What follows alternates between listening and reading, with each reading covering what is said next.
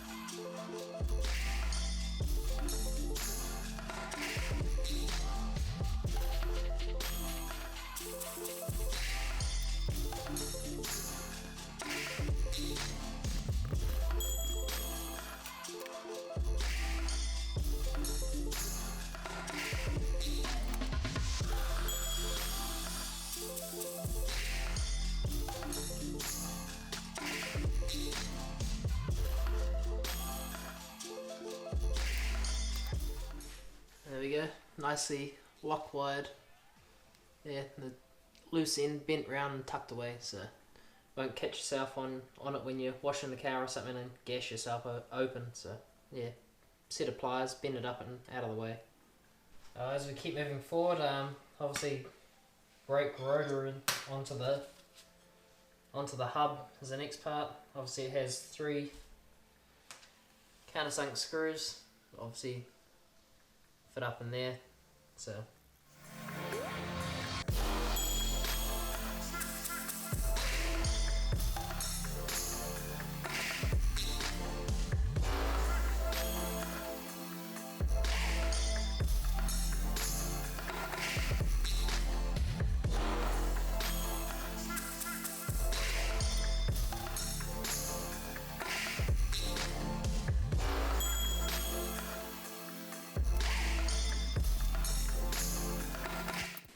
chuck on some gloves, start greasing bearings. Without a doubt, I will guarantee you usually end up with an itchy nose the minute your hands are covered in grease. So here goes for making a big mess. There is a technique to this. Easiest way is to get a big dollop in your palm, then with your other hand in the bearing race up there, the big dollop of grease in there, is just start catching the grease with the edge of the thing. What it does is it starts packing it and pushing it into the rollers. Keep going in the same spot on the bearing, just like that, in that same spot until you start to see it come through the rollers. It's usually when you know you've got enough in there.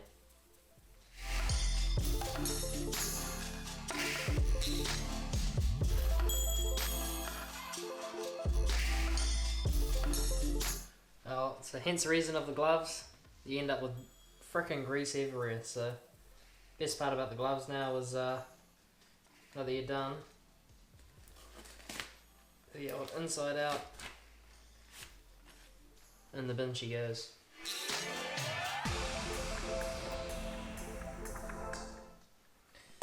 And to finish it off, obviously the hub seal, blue Loctite, and just an absolute small amount.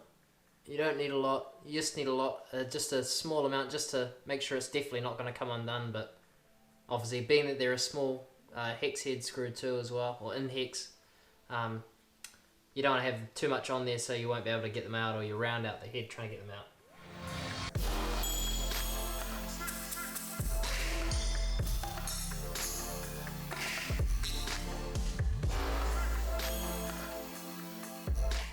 There we go, all 5 tightened up with that hub seal in place. So we'll get a bit of extra grease in there before we chuck that onto the spindle, but that hub's basically done and ready for its spindle now. So it was about at this point I lost a bunch of footage, so I guess I'll go back and cover over some of it where I left off, but talked about getting a bit of grease inside that hub seal, just a bit inside that lip there. Obviously it just protects the hub seal from when you start using them first time. There's a bit of grease actually in the lip seal itself. Obviously grease bearings are in too, which I'm making a mess of. And we're going to fit the hub to the spindle using these, or the spindle nuts. So the job of these is you have your locking washer and locking nut. Lock washer, there's a keyway machine to match that little key, which obviously stops the washer spinning. It has a bunch of holes around it, as you can see there. The job of them is they line up with the screws that are in the nut here, and obviously you tighten those screws down, they stick through just a little bit like that, and then when you've found your place to tighten the nut up to, they line up and then stop that washer turning, or the washer stops the nut turning, being that it's keyed through the back there. So bit of explanation on how that works, but yeah, usually you'll just slide that on, obviously lined up with the keyway, get your nut, and you just wind that down, basically finger tight, and then just to wherever those holes line up, there's obviously threaded holes and just drilled straight through holes. We'll obviously have to use the threaded holes to get you to screws in these ones. Once you get, obviously find a matching set, because the holes don't line up, there's a different pitch between the two, so it means you can tighten it a little bit more or whatever to get it to the right preload on the bearing, and then lock it off from there.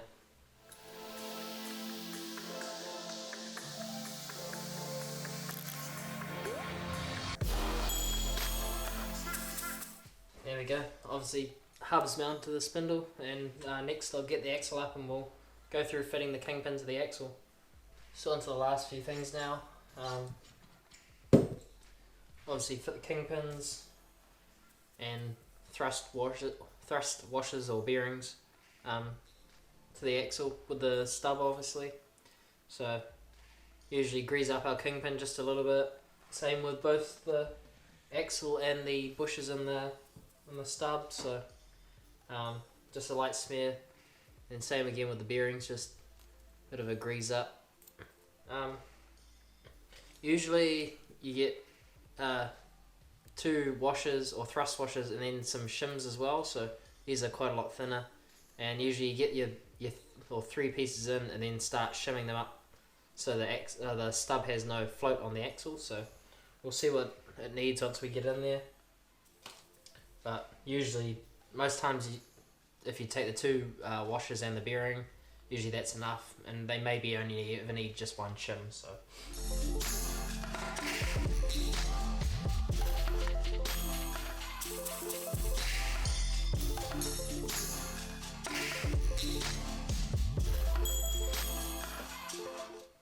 okay, so one last little trick I like to do is just use a small touch of silicone actually for the kingpin bottom nut.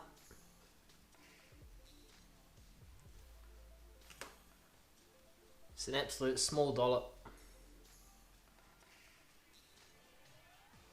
The reason silicone, it's obviously not an official thread locker, but it's actually works like the perfect thread locker that you need just for this application. Being you're using an aluminium bolt as such into titanium, again silicone, being that it's quite gooey, is quite good with vibration and all the other stuff. So you can only imagine a front end bouncing around and shaking like they do. It works out quite well. And like I touched on earlier in the video about the blue versus red Loctite, well, this is even like looser again, so quite easy to get undone, being that you're probably going to have to get this apart at the track sometimes. So yeah, just a touch of silicone, little oddball trick that's, you know, kind of not known, but you know, it's definitely a handy little trick to know.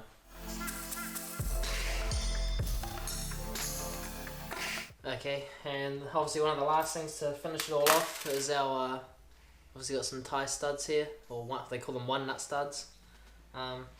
These are our center track link studs, which go into our top steering arm from the underside. Titanium stud. Talked about it again or earlier, like always. Bit of anti-seize. Get them on there.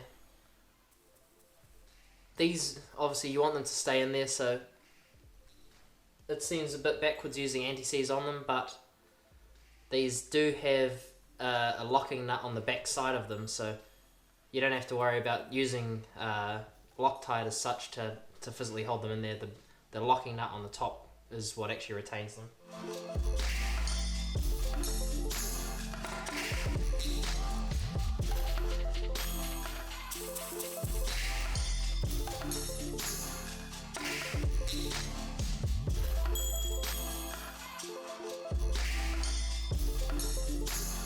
And the final piece, one thing that's probably hard to see in the video, it's also filthy with anti-seize and grease on it and whatnot, is our center track rod. So some guys like them certain ways. I usually have where the knurl is. Whenever you look at them, the left is on your left, so when you're adjusting them, it's all the, you know, this way to go in or that way to go out, or vice versa, you know. So yeah, I always go knurl, which is left hand thread, to your left.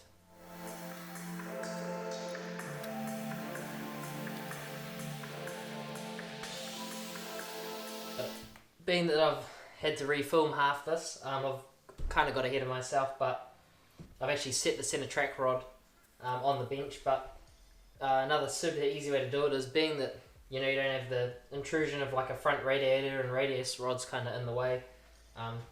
Super easy now at the moment to actually run a tape measure across side to side and get a measurement.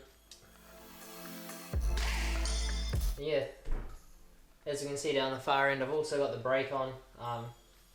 Not a super, critical part to show you how to put on, but yeah, obviously two 3/8 UNF bolts that go in there and get it centered up. So let's do a quick run over with the camera just so you get a bit of a close up on everything that's going on.